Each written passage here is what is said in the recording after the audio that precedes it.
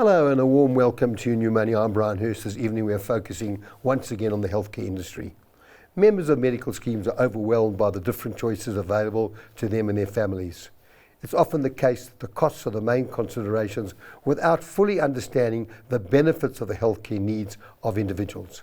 Every medical aid is structured differently and individuals should choose one that meets their healthcare requirements. And joining me this evening is healthcare expert Clayton Samsudini, Group CEO of Phoenix FSG. Clayton, good to have you on the program. Good evening. Thanks. Clayton, are there too many choices? Yes. Too many medical, although there's been a consolidation over the years in medical aids, but within the medical aids there's just so many choices. Yeah, no, I'm in total agreement with that. There are too many options. But I think what's making it worse is that medical schemes, we've seen a trend where if they need to increase a particular medical scheme's option, they realize this premium may be unaffordable for members in that particular option, then create something as a lower option as a default. So we see members then defaulting to that specific lower option.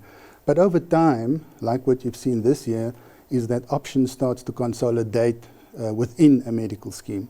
And that starts to prejudice members simply because there will be a sacrifice somewhere, either lower benefits or a higher contribution. And like we've seen when medical schemes combine or consolidate, the very same argument applies when medical schemes start to consolidate options.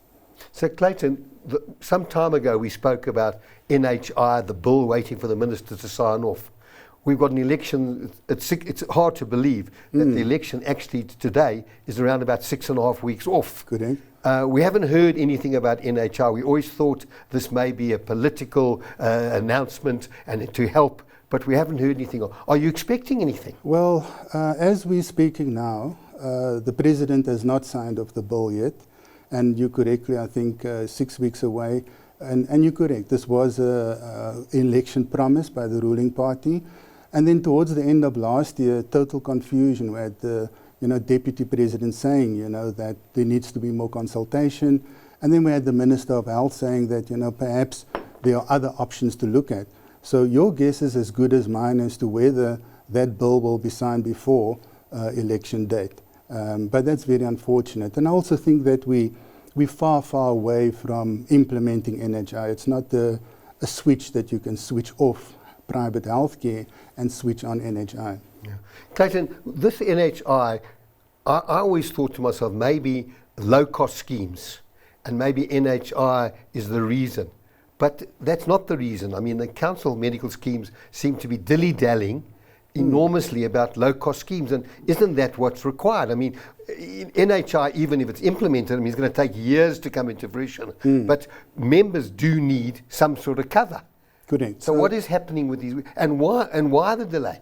So I think there's a massive gap between what the Minister of Health is attempting to do with NHI and what the Council of Medical Schemes intends to do with this low-cost benefit options. So if you think about it just logically, you have a scenario here where NHI is going to be the single funder, and as we understand it now, medical schemes will not be able to provide for benefits that's provided by NHI.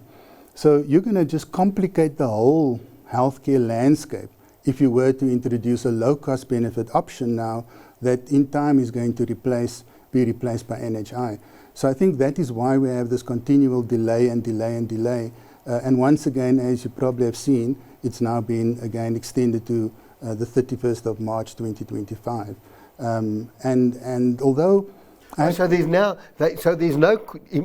immediate decision. No. There's now another year's delay. Correct. So all primary healthcare products that have received exemption from the Medical Schemes Act a few years back will be allowed to continue in the current form until 31st March 2025. But I wouldn't be surprised if we have another extension or two until we understand where NHI is going to fit and medical schemes or anything in the private healthcare sector. So we left with what we got. But then what solutions are available to members if they want to reduce their medical scheme? I mean, a reduced medical scheme and gap cover can't equal a medical aid.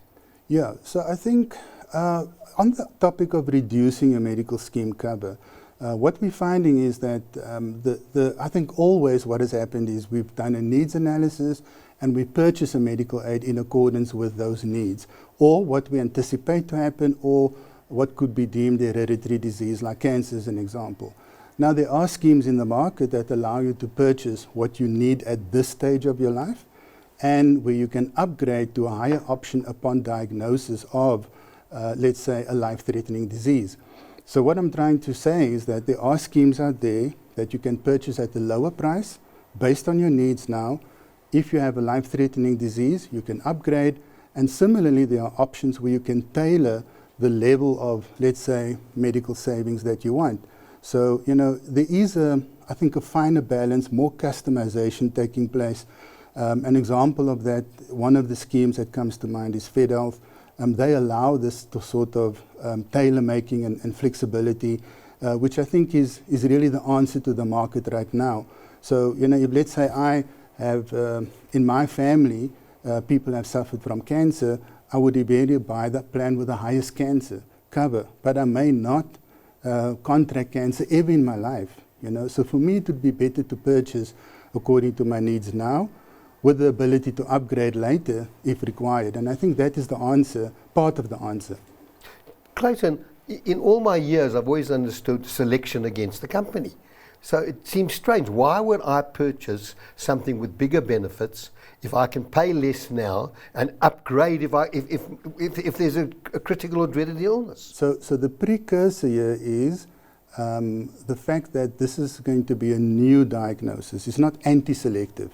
So anti-selective means I'm not on a medical scheme, or I'm at the lowest option. Now when I am planning to do certain surgery, I now upgrade.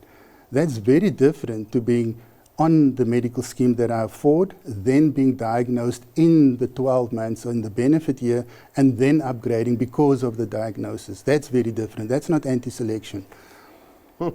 And so you say members can manage and plan for the benefits they want? Correct, absolutely. And now, so let's just talk about, I mean, we've had a lot of people come and go in the medical aid, a lot of people who've never been in the medical aid. It's quite onerous that you get this penalty when you get to age 35. Because it's a lifetime penalty. It's not just a penalty for a period of time. Like, you know, you're coming into the pool, you've now got a penalty for a year or 2 or 3. Yeah. It's an onerous penalty. Is anything being done about that? Not actually. There's nothing being done by the Council for Medical Schemes, and you're referring to the late joiner penalty now. However, again, you know, advisors such as Phoenix that are contracted to more than one medical scheme, we have kind of offers from time to time from certain medical schemes that allow for members to join up to age 50 without a late joiner penalty. So this depends on, let's just say, the risk pool of the medical scheme, the risk pool of a specific option, and of course the health status of the member. So you could have somebody at, let's just say, 48 and join a medical scheme without a late joiner penalty simply because of health status or the option that they're being joined. Again, this is just, you know, I think testimony to being an independent advisor and not linked to a particular medical scheme, because you wouldn't have that kind of offering to your clients. And reputable medical aid, a company with good solvency margins. Correct. So let's say that I'm a 43-year-old. I'm in a medical aid with a penalty. Yeah. Would it be advisable maybe for me to have a look at other alternatives? Because, but I want the same cover. I don't want an inferior cover. Correct. Yeah. And absolutely. What is the penalty over age 35? That penalty can go anywhere from 25% right up to 75%. And again, it's about just structuring that correctly. So I want to kind of just mention to you that medical schemes, I think what's maybe not known in the marketplace is that we have an average age of the members covered in the private healthcare. And that average age is higher than 35. So as long as a medical scheme is the ability to maintain its membership below the industry average, then they're sort of happy to kind of make exceptions on the late joiner penalty issue. So remember, Council is not enforcing the late joiner penalty. It's saying the medical schemes can allocate a late joiner penalty. And because of that, it's now up to the medical schemes if they want to add this or not. And Clayton, how easy is it to change from medical A to medical B with waiting periods and pre-existing conditions, periods as well? I mean, if you've been on a medical aid for 5 or 10 years and I want to move from medical aid A to medical B? Yeah, to answer that exact question, if you're joining without a 90-day break, you will have immediate cover, your chronic conditions will be covered, and you'll have only a 3-month general waiting period. And that would be, in that 3 months, by the way, you'll have access to prescribed minimum benefits. So as long as the member understands the risk period of the change is actually 3 months, you know. But in that 3 months, should you have a life-threatening situation, you'll be covered. You know, and if you understand that dynamic and play that off, having to pay a late and a penalty for the rest of your life, it could just make sense to do that. And then, Clayton, we often talk about the medical aids trying to overrule what doctors prescribe treatment is. Doctor says one thing, they say another. Is this where a healthcare broker is this where you would come in and say and take on that case? Because the public is dealing with call centres and maybe even elevated to someone higher. But this is could be a real problem. I mean, you do have situations now with new drugs in the market where people are convinced that's going to help save my life or a family member's life, and the insurance companies are saying, or the medical aids are saying, you know, is this where a healthcare broker comes in? Typically, so this would be, let's say, under the banner of extended services simply because of the level of work that is required. However, what would happen is that, you know, what one has to do is to follow the process. The process is the claim gets rejected, you now escalate this to the clinical committee. The clinical committee then gives a final answer, as in whether they're going to approve or reject. And when that happens is then to go to the Council for Medical Schemes and to lodge a complaint there.